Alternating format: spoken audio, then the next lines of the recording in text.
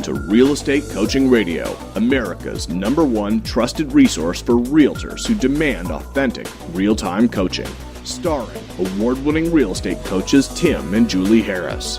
Get ready for unfiltered, full-strength honesty about what is truly working to get you into action and make you money in this new real estate boom. Now to our hosts, Tim and Julie Harris. We're joined today by Brad Inman, the publisher and owner of Inman News. A grandfather, a father, husband, and brother, Brad is an award-winning journalist, entrepreneur, and founder-investor of several companies, including Inman News, Home Game, Curbed, Vox Media, Turn Here, and Vook. Brad has been a visiting lecturer at the Cal Berkeley School of Journalism and the Haas School of Business, and recently got to play on Elton John's $1 Million piano, as well as being happily married to Yaz Inman. Now, let's welcome Brad to the show as we join our host, Tim Harris. So, Brad, first of all, I'd like to sincerely thank you for your time today. We always seek out sort of the best and brightest in the real estate industry, and I know you do the same thing, and it's kind of good to have you on the other side of the virtual microphone where you're the one being interviewed opposed to doing the interviewing, so I appreciate that honor, sincerely. Oh, well, thank you. I'm really, I'm honored to be here, and I love talking about real estate, and I love talking about real estate with really smart people, which you and Julie represent, so you're not missing any French fries in your Happy Meal, and those are the kind of people I like to talk to. I appreciate that very much. You know, you and I were just talking prior to the show, and I didn't even realize this, though we should take credit for this, that our interview is happening on the very same day that the List Hub agreement with Zillow is, you know, and Zillow and Trulia is literally expired today.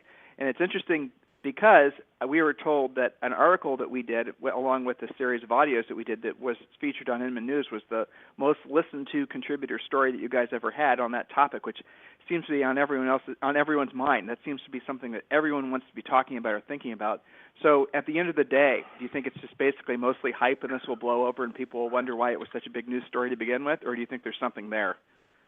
Well, what's really shocking to me is that, you know, I remember back in the day, the middle 90s, when we at Inman were, you know, advocating kind of three pieces of a vision, which was put all listings on the internet, automate the transaction, and make sure we put 3D walkthroughs and visuals, that was kind of pre-internet video, on every listing. And the idea was that, you know, let's be transparent, let's create a marketplace, let's make it easy and simple for people to buy and sell a home. And here it is, 15, and we're still talking about putting listings on the internet with all the same tension and fear and paranoia. And that's the big picture for me. Wow, haven't we gotten over this?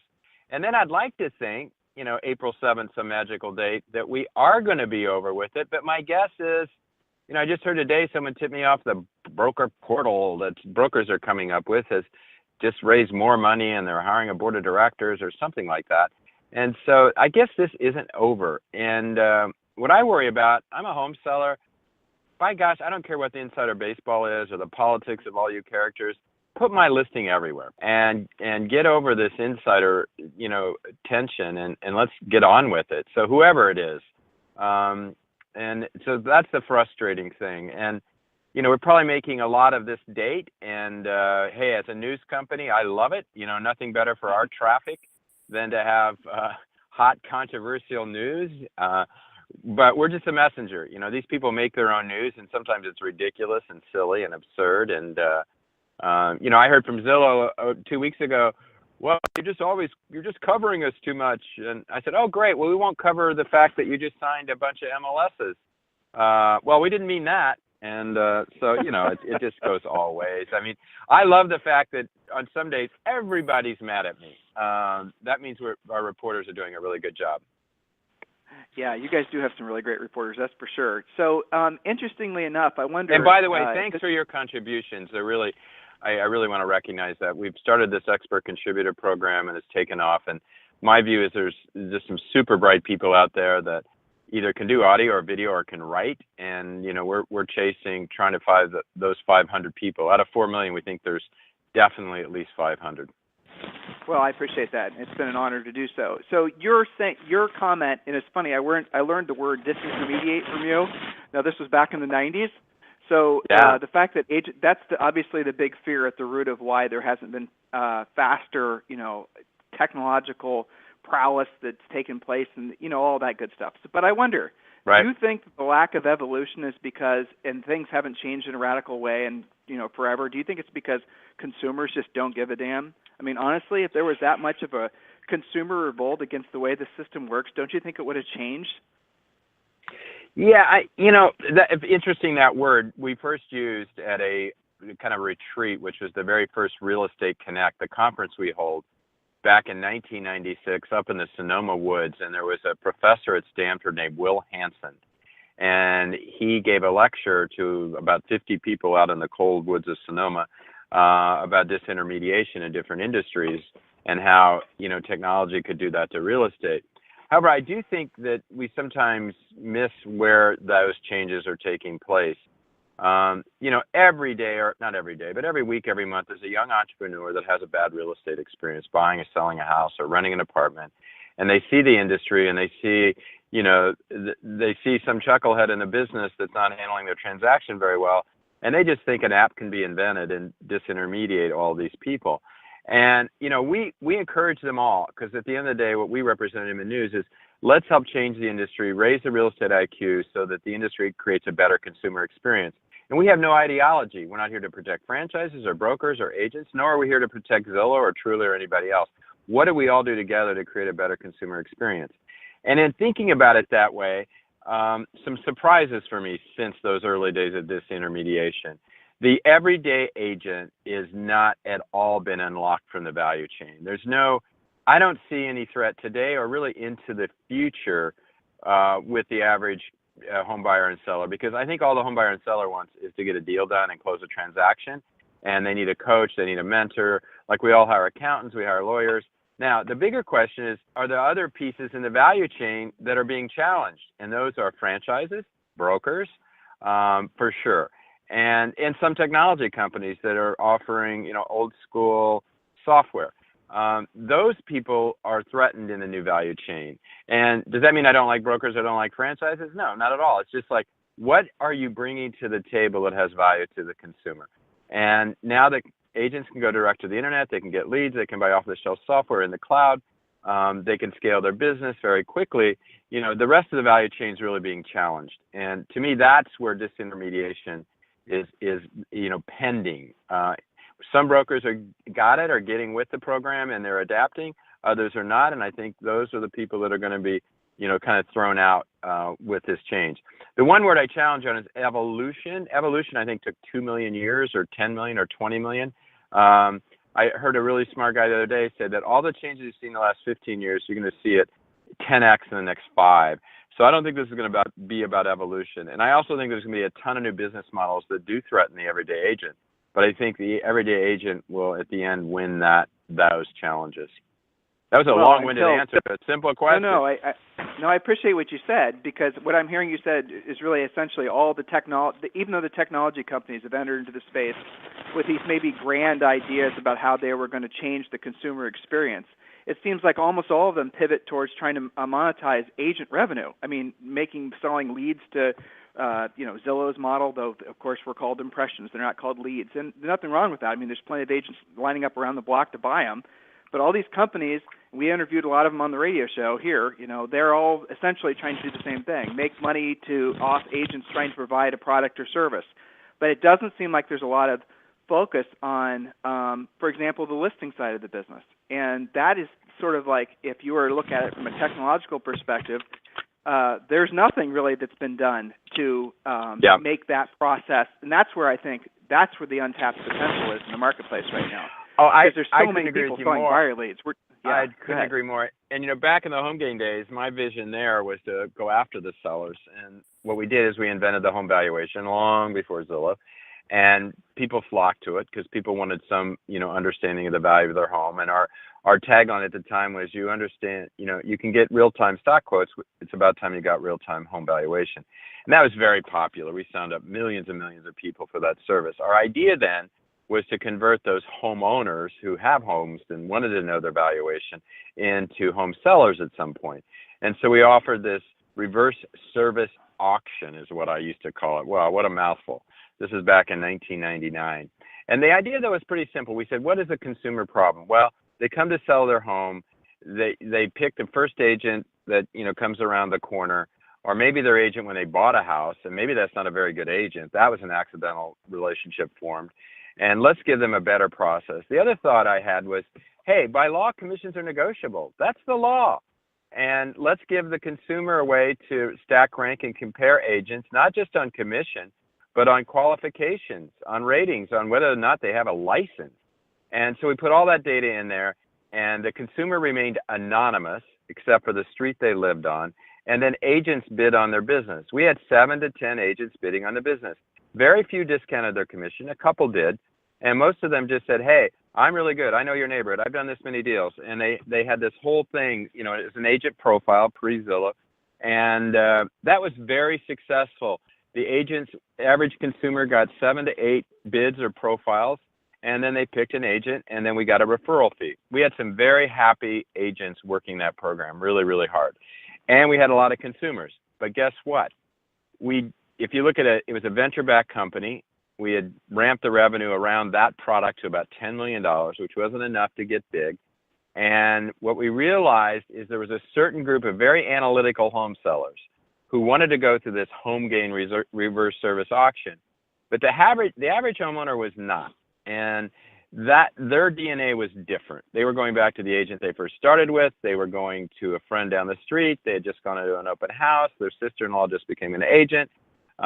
They were doing no shopping on the internet to find an agent. So that, to me, as you said, is the holy grail, but it's still untapped. It's still not been leveraged. It's still not been figured out. And I don't see anyone figuring it out right now. You tell me, but it looks to me like that's still like the problem in a way. But I think the question, is it a problem for the home seller, or is it a problem for the industry? Technology doesn't really serve that market very well at all. Well, so you're basically everything is predicated on the idea that the consumer isn't happy with the experience. And one could, I think, argue that the reason that there hasn't been a lot of movement on that side of the equation with sellers is because the owners aren't overwhelmingly dissatisfied with the experience. Would you agree with that or not? Yeah, and I got to tell you, I'm coming around here to what's going on in the market that's changed, and I think it changed. I took a little hiatus from real estate. Still owned Inman News, but didn't run it. And, I'm meeting really interesting people in the industry, the next generation. And Madison Hildebrand the other day on air on our Inman Select Live feed really kind of hit me with it. And that was, I went to Pepperdine. I got a bachelor's degree, said Madison.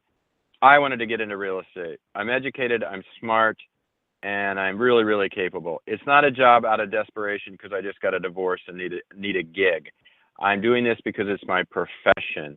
So I think what's happening is there is an upgrade in the profession and the experience from the agents. Instead of the slippery salesman, that no one trusts, they're slowly but surely being weeded out by this next generation of agents. And not to say there aren't agents that have always been around with integrity, that are educated and smart. But there are some agents that are missing a few French fries in the Happy Meal. And there is a new generation of agents, and they're doing a much better job. The other thing is, face it, it's every 7 to 10 years. You get the house of your dreams. You sell it for a price you're happy with. You kind of get over the fact that it's a gnarly, difficult, emotional experience. We'll never be able to remove the emotional side of it, but I do think we can automate all the back end. Now you're seeing digital documents everywhere, so people aren't as frustrated with the paper. You're seeing a lot more automation. You're seeing a lot less touching of the agent. You don't have to spend your life with them for 90 days. You can do half of your work on the internet. What you use them for is what they're really trained to do and what they're worth paying for, and that is representation, negotiation, some kind of a I'll just use the word half-ass fiduciary relationship. Should be much bigger than that. But the fact is that they're playing the role that you kind of expect them. So I think overall things are getting better, I would say, and that's a good thing. So what have you seen technologically that would cause the seller side of this conversation to change? I mean, there was Zulia, to coin a phrase that's been coined many times before, that basically started providing information mostly for buyers and obviously sold those leads to the agents and whatnot. What have you seen on the horizon, or what would you, if you were deciding to start a new venture and you wanted to focus on sellers, what would it look like? I'm not interested in starting a new venture, and I don't have, if I was inspired to think I had the magic bullet, I guarantee you I might be inspired, but I don't. I think that there's a whole set of services and experiences that you need to create and replicate that help the home seller, and everything's aimed at the home buyer. So you look at, we thought the home valuation was it. What does a home seller need, and what are their problems? And if let's just isolate one problem. If I was to invent technology, I think I would start on a whiteboard with some really, really smart people, which is how I've started all my companies. And I would say, what's the one problem sellers have? Well, you could arguably say getting the most for their house. You could say it's reducing the transaction cost. You could say the speed with which it sells. And then you could say, okay, we have these three problems. What could technology do to make sure people got the most for their house, that expedited the sale, right, and that reduced their transaction cost? And I think that's where it gets dynamic and complicated. You could say, well, discount the commission to reduce the transaction cost. Well, that may not be very smart. You could argue that you should put it in an auction in a marketplace. Well, that's a pretty good idea, but like any marketplace, it's always, eBay started at the buy side, not the sell side. And how do you get enough buyers that are engaged in an auction and understand it, and it's easy to use and feels like an app and not like some arcane, ridiculous process? So, that's how I would attack it, and I don't have a magic solution. I haven't spent any time looking at it from that perspective, but those would be, I'd say, the three problems that technology could potentially help solve.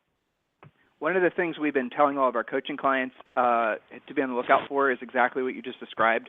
And as I'm sure you're aware, there are a couple companies that are moving in on that space almost exactly like you just described in terms of they'll offer you a market value of your house minus 8%. They'll close in 30 days. They'll put it in writing that they're going to buy the house. After the inspection works through any unsatisfactory conditions, you negotiate. You pick your close date. Those are the types of companies that if someone's going to do it, that's how it's going to happen, I think. If there's going to be real movement on the seller side to change the equation, because you do then take care of all the concerns. You do take care of is my house going to sell? You do take care of is my house selling for the right price? You do take care of the hassle factor of having to deal with showings and moving and all of that. So, maybe one of the big brands comes out with something like that. I think you nailed him.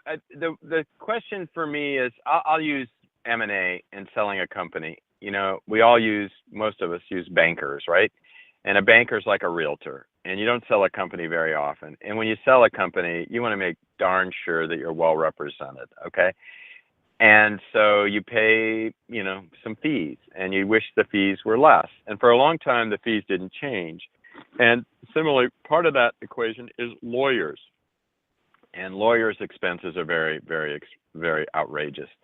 And then people started around the fringes of this offering alternatives where you could take the cap table. The cap table is a piece of the puzzle when you sell a company. It's very complicated. And if you go to the traditional law firms in an M&A deal that does the cap table, they're going to charge you the $600-700 an hour to make sure the cap table's right, because that's part of a disclosure. Well, now there's some alternatives. There's companies that do that with technology, and they do it with the same amount of certainty, and they put their name behind it. And, when you hire a lawyer, they don't really guarantee anything anyway. There could be errors and there could be problems, and they're not going to write you a big check if they made a mistake. But the point is, eating away at those expenses that are unnecessary with solutions, with technology solutions that are easy, accessible, have cloud-based, have dashboards. This is one of the things I've been talking about with this kind of Uber vision that I laid out a couple of years ago, is let's take all these pieces of the transaction and let's try to just try to Uberize them and make it simpler and easier. Think of the cab companies as the brokers. Think of the drivers as the Uber drivers, the cab drivers. And let's come up with a different model so the consumer has a business-to-business experience, a seamless experience. And that's not some big gold-plated, fancy-dancy solution. All that is taking these pieces and automating them and integrating them So at least on the fringe, you have a better experience. And then if you have a better experience in the fringe, conceivably you could lower the transaction cost, you could speed it up. And maybe more than anything else, take the mystery out. I think there's another problem. There's a lot of mystery to buying and selling a house. And it makes us all feel very uncertain. And it also makes us distrust the people that are taking care of the transaction. So these experiences are far more transparent. So blah, blah, blah. What's your mindset on the agent ratings? That's something that's been very controversial. It's kind of funny how sometimes it is and sometimes it isn't. What is your personal mindset on the whole idea of these independent companies offering, ratings and all the rest of it? Well, if they're legitimate, I'm all for it, and I'm all for disclosing all the data that's out there. I just think it's fantastic, and I think we all have to come to grips with that's the future. And I think the industry should play an active role in helping define that, not just let it happen to them by people that may be naive or don't understand what it means. And I think instead of just rejecting it out of hand and reacting to it, my recommendation is agents, brokers, and the industry people work. All these technology companies, let's just take Yelp, I know the gang at Yelp, and they've never not wanted people in the industry to explain to them how the industry works. And they are grateful to get the feedback to make sure they shape things that reflect the realities of how things work. And I think any of these rating companies, at the end of the day, you mentioned really something important. At the end of the day, they all come back to the agents and the brokers to monetize their business model anyway. And that doesn't mean you don't do a legitimate independent job of rating and ranking people and provide all the data. It just means that the product should be shaped to reflect the realities of the industry. But don't misunderstand me. I'm not by saying that, say, you come up with some compromised version of this. Publish the information, but explain it. Decision support's been around software forever, and it explains what this means and what it does not mean. A guy that works for a home builder that sells thousands of homes because he represents all the developers, he's going to show huge transaction volume. Does that mean he's the best and most experienced agent in your neighborhood to sell resale single-family homes? Probably not. But explain all that stuff. But I'm all for publishing it all and making it all available to the consumer. And we only learn after we get out there and start doing it. And I think savvy, smart agents that are capable and competent are already allowing ratings and rankings, and they're publishing their own information. Heck, we published information back in the day at HomeGain, and it went well and fine, and consumers loved it, and agents learned how to do it, and it wasn't this big dramatic event. So 24 months from now, I wrote this question down. 24 months from now, who will have won the portal war? Maybe what I should have written down is 24 months from now, will we even care? Yeah, honestly, I think after the next couple of weeks with all this fanfare and huge opportunity for news companies, there will be a whole nother level of discussion. I do think one thing we learned is that now we definitely have two fierce competitors. This lawsuit that came out with Trulia and Zillow and News Corp over allegations over, not insider information, but, passing on information regarding acquisitions of Trulia and Moose, that just shows you that the other side now is damn serious. The List Hub thing, damn serious. We've gone from chess to checkers here quite quickly, and it's 3D checkers. And underestimating Rupert Murdoch would be really, really stupid. And underestimating Rich Barton and his gang in Seattle would be really, really stupid.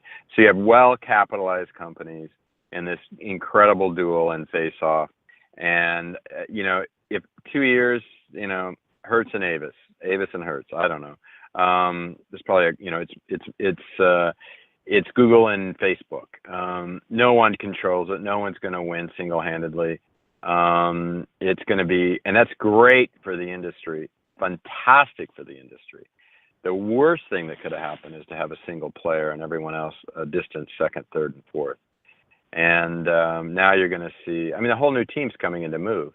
And they're recruiting, the top people. And these people are wicked smart on both sides. And that's just good for everybody. Great for the consumer, good for the industry to have choices.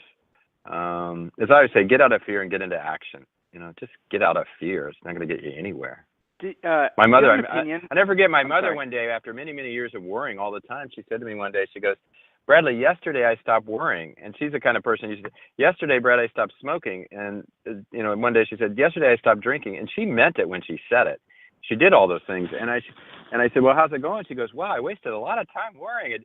It was really a waste of time. And to me, that's what fear is about. We all have fear, right? But God, if you can move out of it quickly, it may motivate you, but get out of it. And, I think that's why brokers and franchises are always making all of this, noise, and broker portals and upstream and la-da-da-da-da, because they operate in fear. And and maybe that represents action. I don't know. But fear is not the way for them to solve any threat to their position in the value chain. What is? Partnership, collaboration, work with tech companies, incubate tech companies, buy tech companies. I mean, I didn't quite get Realogy's acquisition of Zip because I thought they should have gone bigger and bought Trillia. But actually, now that I've learned what Zip's doing and automating the back end of marketing and not some BS sending emails to poor consumers late at night, but truly providing information and value, leveraging technology, I think that was a really smart acquisition, and it puts them in a really good position to get to that Uber-esque experience. How they integrate and whether they can pull it off and get all those brands to do it and all the infight, I have no clue. Sounds like a mess. But if they can execute on the vision, I think it's a great example. So there's a ton of local smart companies. I mean, you're seeing this in the next generation of agents. They're partnering, with tech companies. The first thing is just get everything off old IT and get into the cloud. Just identify the 12 pieces of software that are running your company, get rid of it all, and move everything to cloud-based, whether it's CRM, whether it's your dashboard, whether, I bet every broker in this country doesn't have a dashboard. They're still getting spreadsheets. They're still, just automate your company now, today, this very second. It's so easy, and everyone's going to resist it, and then in 2 months, they'll tell you how brilliant you are. It's just a no-brainer. I came back to Inman News and looked at 7 pieces of software and went, oh, my God, I can't believe we operate this company this way. And, you get everyone freaking out and worried, and then you get it done, and everyone thinks it's fantastic. That's one thing I do. But I'd tweak the business model. Don't be afraid. Don't tweak it. It's core. It's a pretty interesting, successful business model. Sharing listings, cooperation, shared commissions, not a bad model. Been around 100 years. I'm not sure that's what you change, but everything around it you change now. What's the single biggest issue that you're surprised that exists that you're surprised the industry isn't addressing? Is there some issue out there that you're just like pulling your hair out in disbelief that we're not confronting it directly that you see from your vantage point? Yeah. How brokers view their agents. Forget the consumer. All this, I came into the industry as a consumer writer, so I believe in all that. But all this rhetoric about consumer first, consumer last, they don't. Think about it. It's like Uber. Uber's obligated to the consumer, no doubt. But you look at that devotion and that relationship with their drivers versus brokers and agents packed with friction. It's like I'm in the ebook business, and it's like the relationship between publishers and authors. Why in the heck, with your number one supplier or distribution channel or whatever you want to call them, would you be in this state of conflict? And that conflict is like, you should fix that. How? And if it's about commission splits, how would you? Well, fix this is where I get it. This is where I get in a zone where I'm uninformed and unqualified. I've never been a broker. I've never suffered through what it takes to be a broker. And so I am totally doing this from the cheap seats, and I feel, as if I'm not qualified. But broken in this is this recruit anybody and their mother. And then at the other extreme, producers, these crazy splits. And balancing that is really, I think, a mighty challenge. And so somewhere in there has to be some middle ground. And, it's okay. Like on a team, you have franchise players that make the franchise and, make the team run. And then you have other people, but somehow that team works. Here, it's not a team at all. And, maybe it's flawed at the center with the independent nature of the agent. I don't think employing them is the answer. We all have employees. That's not a magic bullet to anything. But, there's some structural things they have to they overcome that I don't have a magic bullet for. I really ducked that question. It's the fundamental issue is that the industry is still built around the concept of it being a body shop, and that's what the industry's called it forever. And essentially the way it works is you get as many agents in as fast as possible. They sell their centers of influence and past clients, which everyone comes to the industry with having a handful of people that they can, get to do a transaction, mom, brothers, people from church, that sort of thing. And then for the most part, as soon as they grab those low-hanging fruit from their lead tree, most of the agents fail out of the business, and that's the reason you see such a high churn rate in the industry. It's something like 4 years. It's, virtually everyone is out of the industry and new people are coming in. Because, I know you're not a big, and I've heard you say this, so I know you're not a big advocate, or maybe your stance on better educated agents is one of the things. And I see the brokerage industry kind of coming around. I see everyone talking about coaching and training. I see all these organizations now, everyone from RE/MAX to, all these companies are all coming out or trying to figure out a way to get their agents better trained. But that's the essence of it. It's because the mindset is to get as many people in, have them do their centers of influence, past client sales, and then let them die on the vine, and then we get new people to replace them. That's the heart of the problem, if you really, in my humble opinion. Tim, you nailed it. You said it with new words and better words, and you absolutely nailed it. And by the way, raising the real estate IQ to me is not enough. I'd like to raise the regulatory standards. I'd like to, see that NAR and brokers are an incentive to bring in everybody and their mother. I'd like agents to have some fiduciary duty to their clients by law, things that people don't like to hear. But, that's all about upgrading. And but you said it perfectly. And it's, structurally flawed. Even though the whole concept of cooperation is a good one, even the whole system of shared listings is a good one, this idea of, what you called it, not a sweatshop, but whatever you called it. Body shop. That is what it's called. Yeah, that is what the industry calls it. Yeah.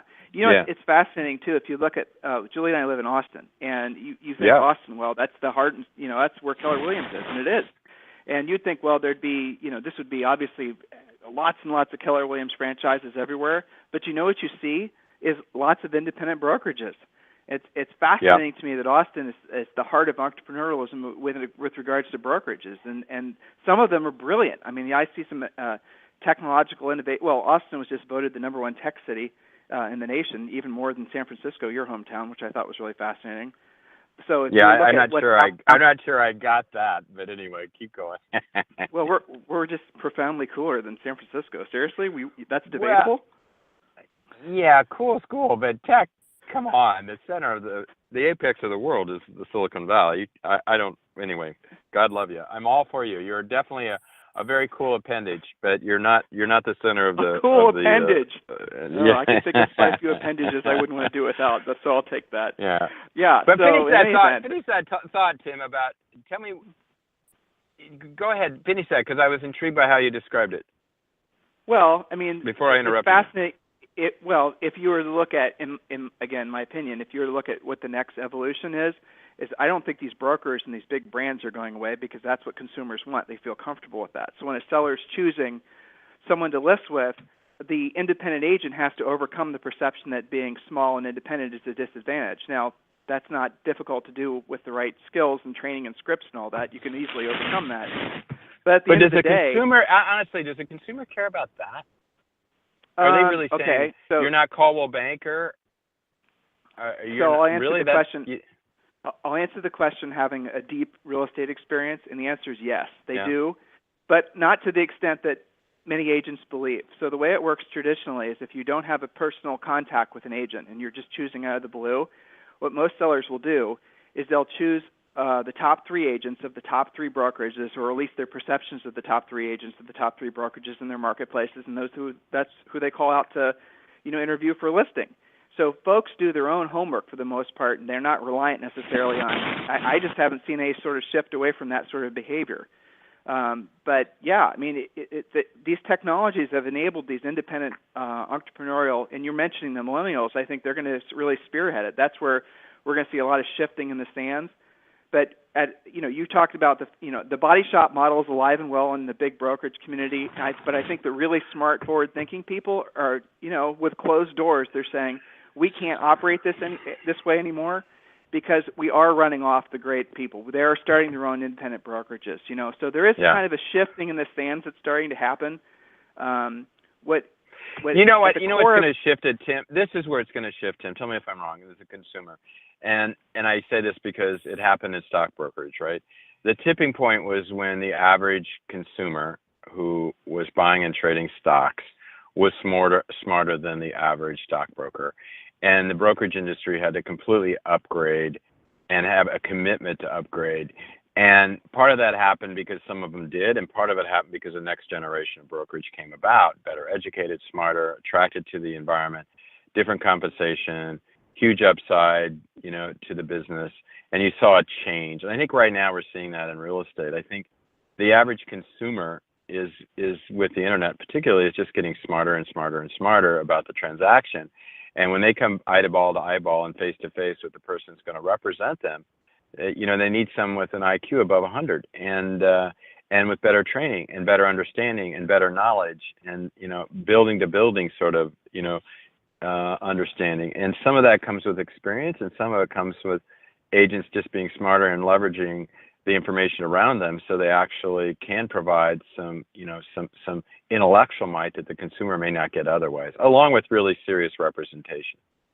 The actual mechanicals of the real estate on the seller side again, which I'm glad we're focusing on that. The actual mechanicals of how the process works, it doesn't matter really who does it. And I know I'm going to get a lot of hate mail for that. That is the fact. I mean, you're essentially pricing it, you're putting it in the MLS, you're putting a sign in the door, blah, blah, blah. I mean, it is what it is. Everyone does basically the same thing.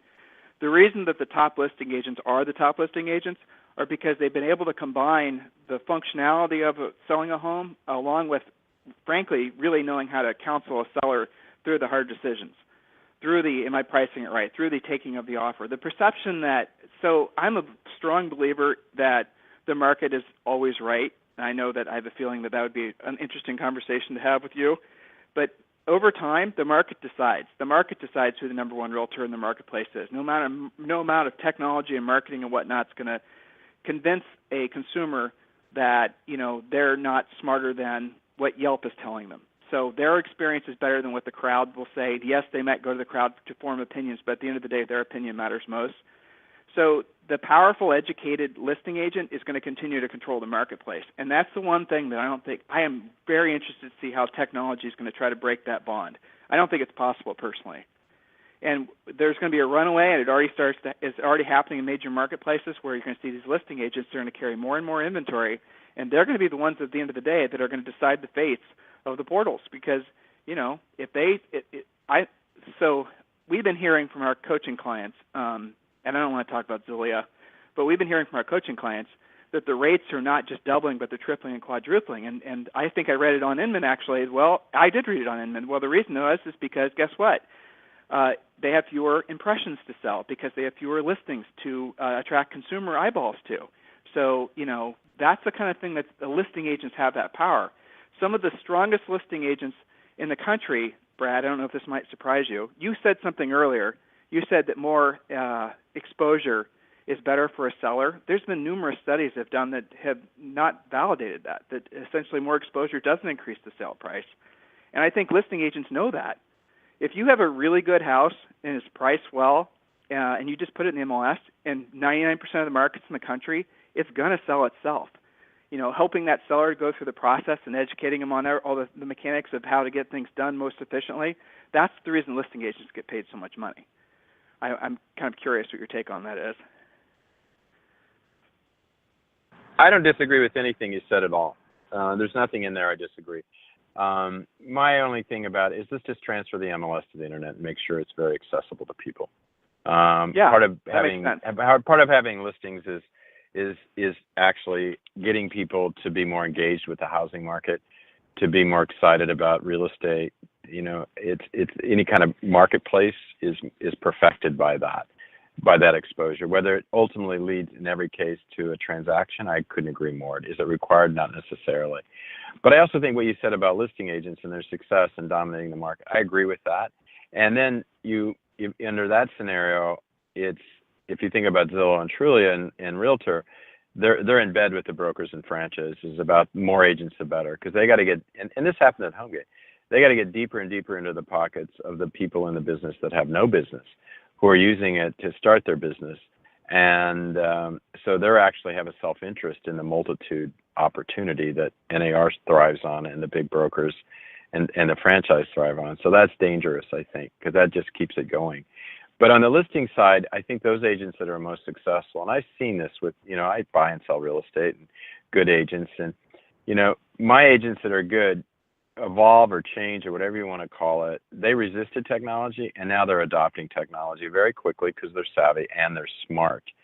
And they're using technology to be more efficient, to increase their margins, to do all that. Whether using it to market is a different question. But smart people deploy technology. And it's not to say there aren't agents out there that are, killer agents that have tons of listings that don't use technology. But really smart people deploy technology effectively and smartly. And that, I think, is, another dimension. These people, and they also have the capital to invest in things, invest in training, invest in understanding it, blah, blah, blah. So now that you're re-engaged at Inman, what's the big picture goal for Inman? Where is Inman going to be 12 months from now? Is that a conversation you want to have publicly? Yeah, no, sure. I have a bigger vision now. There is an inflection point, I think. I do think the industry's got to upgrade itself entirely. And it's also got to, just like, Tim, you just said so well, and your contributions to Inman have articulated so well, it's a very dynamic, changing, whether we call it evolving or not, whether we say technology is playing a role or not, it's changing rapidly because of a lot of different factors and variables. And so suddenly the industry has got to get a lot smarter collectively. And so that inflection point, I think, is a function of a whole bunch of things, the portals in part, consumers in part. And as a result, there's a great deal of demand for good, smart, independent information.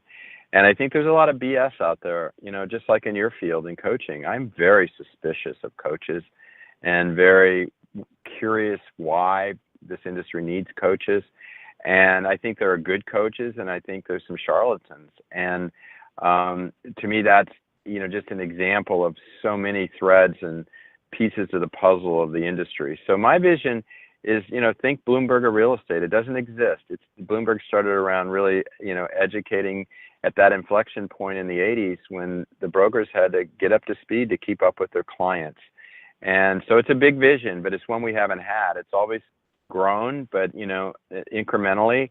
But if you look at our readership growth, our contributor growth, we're moving into mortgages, we're moving into rental, we're really trying to provide a really smart, intelligent, end-to-end experience with the word real estate being a big tent. We're going to start covering Airbnb. We're going to cover hospitality, new business models and rental. We're going to cover all the new tech companies and mortgage. And as always do, we're going to start covering the market better. We want this to be the place to go for people in the profession. And we're building off the Select platform, which you all have been part of. And you're going to see a lot of new features and interesting pieces of the puzzle. But we're not changing our business model. It's content. It's high quality. It's going to be 24/7. It's going to be 7 days a week. We've got so much content in now, we're going to start organizing it differently and better so people can find the niche or the piece of the puzzle they want. But even if they're in a niche or they're just tackling one piece of the puzzle, they're going to see the whole picture. And we're going to constantly try to give people context and strategy so they just get smarter and smarter and smarter. For us, our vision has always been how the industry can change to serve the consumer better. And we just feel really strongly if they're smarter and more intelligent, they'll serve the consumer better. So it's a much bigger vision than it was a year ago, and we're just blowing away all our numbers. I mean, who would have figured that we put up Select, which some people call a paywall, and as Rich Burton quoted me when I was up in Zillow, I said, it's not a paywall, it's a very special thing to be a member of Select. And I really feel that very strongly.